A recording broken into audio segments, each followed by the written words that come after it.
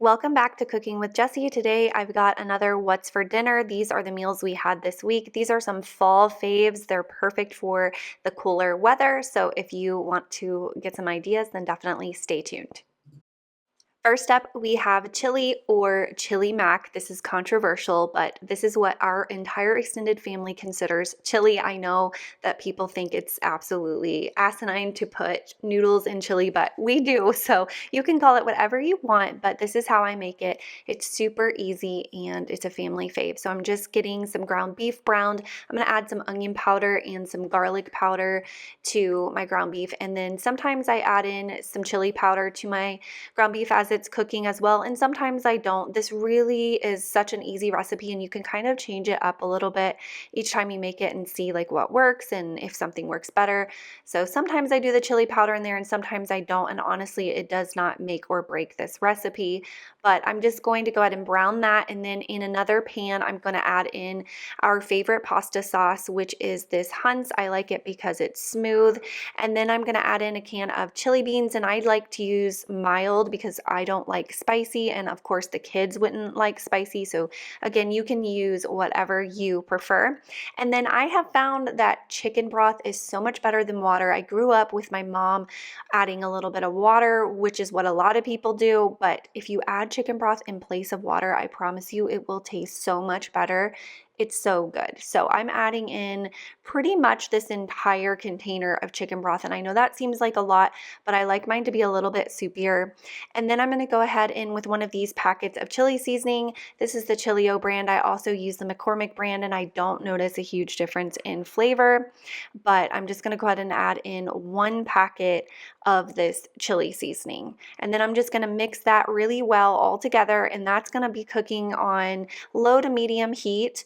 And then I'm going to add in my elbow pasta. This is where it gets controversial. You can skip this step and it would still be delicious, but we like to have some pasta in ours. So I added about 3/4 of a box of pasta. And then for the side, I'm going to make these cornbread swirls. This was the first time I made these and we loved them, and it's so easy. I used to make like the box of mix, and this is so much easier. And I'm all about quick and easy and finding shortcuts to make your life easier, to make my life easier, because I'm a busy mom of 3 and we've got lots going on. So, and also, believe it or not, I know I have a cooking channel, but I don't really love to cook. So I like finding things that make it easier for me, and I like sharing that with you. So I definitely recommend those cornbread swirls.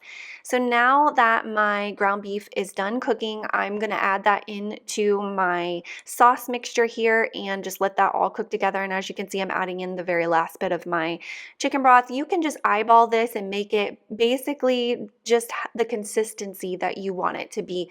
That's all you're looking for there. So if you don't want it to be a soupy, don't add as much, but this is the end result and it is seriously delicious, and it makes for great leftovers as well. Okay, and next up we have baked ranch chicken with mac and cheese and green beans. I'm gonna be totally upfront and honest with you on this one. This was not a fave. I would not be making this one again. It wasn't terrible, it was good, but it just wasn't a fave. It wasn't like, oh, this is so good.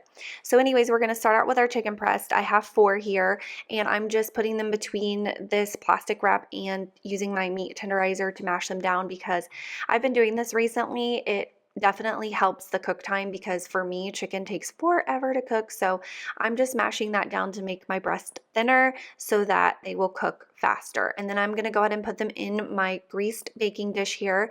And then you want to salt and pepper both sides of your chicken. All right, and now I'm just getting my little cheese shredder set up. I got this on Amazon and it's seriously a life changer. I'll try and remember to link it for you guys in the description box. So I'm just setting this up, and this helps me to shred cheese super fast. And it comes with a couple different little inserts here, so you can do more like grated cheese or you can do shredded cheese. So it locks to the countertop as well, which means that it doesn't move, which is really nice. This thing is seriously so cool. So I'm gonna take this block of Parmesan cheese here and go ahead and shred it. I find that doing it this way, I just think this Parmesan cheese is better than the pre-shredded, but you can definitely do the pre-shredded if you want to save some time. Okay, and then you're gonna go in with about 3 tablespoons of ranch seasoning, or you could just take a ranch packet probably and dump that in there, and I'm sure that it would be totally fine. But I did have this ranch seasoning, so I was trying to follow the instructions to make sure that it came out the way that it was supposed to. And then you wanna add 2 cups of plain panko breadcrumbs. Did I say that right? Panko? That sounds weird to me when I say it out loud. Panko? Panko? I think it's panko, right? And then next you're going to put in 1 cup of sharp shredded cheddar cheese. And now I'm just adding in that Parmesan that I shredded earlier, and then I'm going to mix all of that together really well. And then we're going to use this to bread the chicken. So you're going to go ahead and get a separate bowl and crack 2 eggs into that bowl. And then you're going to take each breast and dip it in the egg mixture. And then you're going to dip it in the panko crumb mixture that you have there with the cheese and everything. And you're going to just make sure you coat it really well with the egg, and then coat it really well with the mixture, and then put it back into your greased baking dish. And this part always gives me so much anxiety because it's so messy and a little bit time consuming. And we were talking about earlier, I like quick and easy, and this was frustrating to me, but I got through it. And I'll say what my husband said about it is he didn't like the crusty outer shell of it. I actually liked the crusty outer shell of it. It was like a texture thing, and I guess he didn't like that. So I don't know like really what to say about it as far as why we didn't like it. I feel like I guess it didn't have a lot of flavor, which is surprising. But you're going to go ahead and put it in the oven for 25 to 30 minutes on 425. And then while that is cooking, I'm going to go ahead and make some green beans. So I just have some butter in there and then some real bacon bits, and they're going ahead and melting while I add my can of green beans. I do drain out the water, and then I added a little bit of onion powder and a little bit of pepper. Sometimes I do my minced onion seasoning, but today I just did my onion powder. My kids prefer it when I don't put the minced onion in there, but it still tastes great. And then I'm just making some of this Cracker Barrel mac and cheese. My daughter loves the sharp cheddar ones specifically, so those were super quick and easy to make on the side, and this is what it turned out like. So this week was Tucker's birthday. He turned 11. Yeah, it doesn't have a toy, it's ice cream. So we're gonna give him and Bailey one of these little cups. They're pumpkin with mini cookies. They look delicious, and they're made by Ben and Jerry's. So the doggy's gonna have a little birthday treat to celebrate your birthday. I got treats. They're so cute.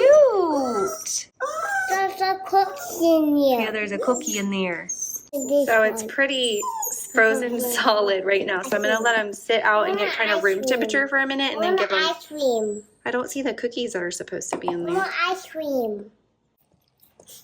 You're gonna eat it? Bailey's eating hers. Here.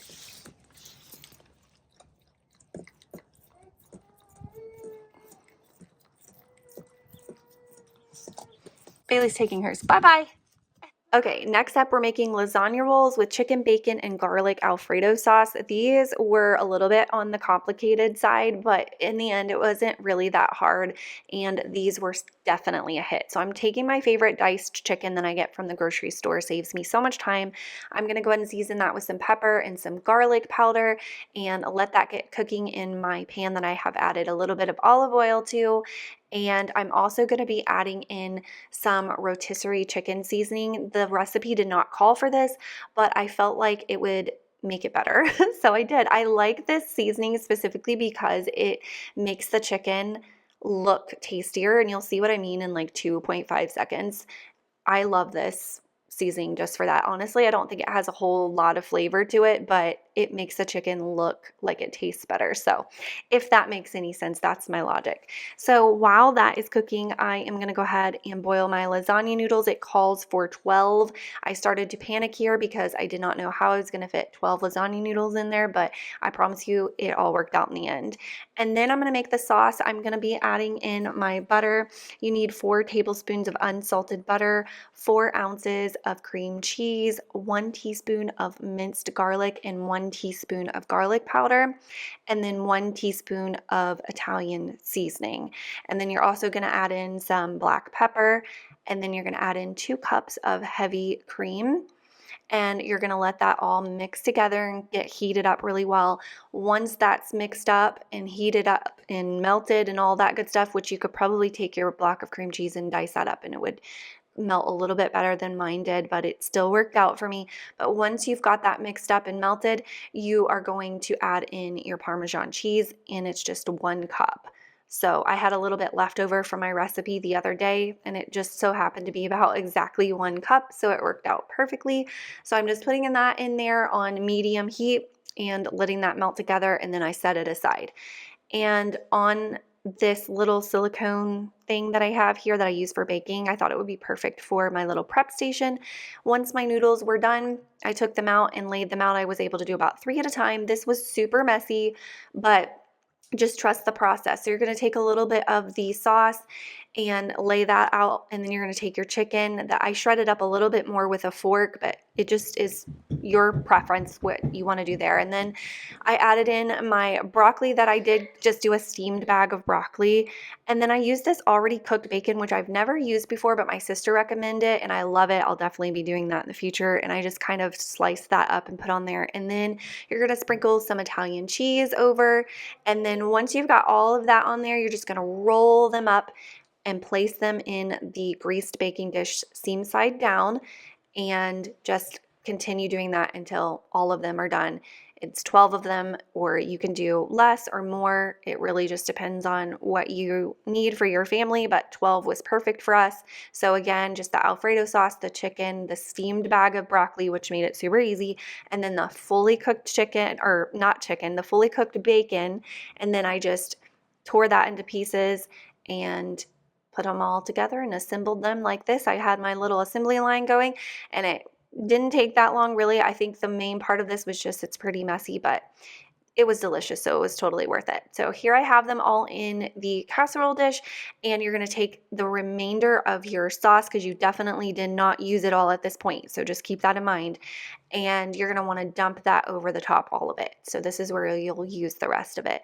And then you are going to go ahead and sprinkle the rest of your Italian cheese on top and put this in the oven at 425, I believe it is. No, 350, my bad. 350 for 30 minutes. And that will be done. And then on the side, I decided to make these Red Lobster Cheddar Bay biscuits that you can buy at the store. So I'm just going to go ahead and put them in the oven and cook those as well. And once they were done, they did call to like spread this butter that came with like a seasoning packet that you put in the melted butter and brush over the top of them. So I was just doing that really quickly. But this one was definitely a hit. Really loved this one. I loved the flavor of the bacon with the chicken and the broccoli and then the Alfredo sauce. It was a little bit different, and it was really, really good. Okay, and last but not least, this is one of my absolute favorite and super easy meals to make. It's cheeseburger pasta. So you're just gonna get your ground beef and brown that up in your skillet. I'm adding in some pepper to mine and a little bit of garlic powder as well. And then you're going to go ahead and add in some onion. I like the seasoning onion. You can do actually minced onions if you prefer, but I don't like the texture, so I'm using my favorite minced onion seasoning. And then you're going to go ahead and shred up some sharp cheddar cheese. I do think it's very important to do a block of sharp cheddar cheese and not the bagged kind, because this just is so much better, and it's very moist, so it gets stuck in my shredder here, but I get it out with a butter knife and it's all fine. There you go. Little furry vacuum. Get the cheese.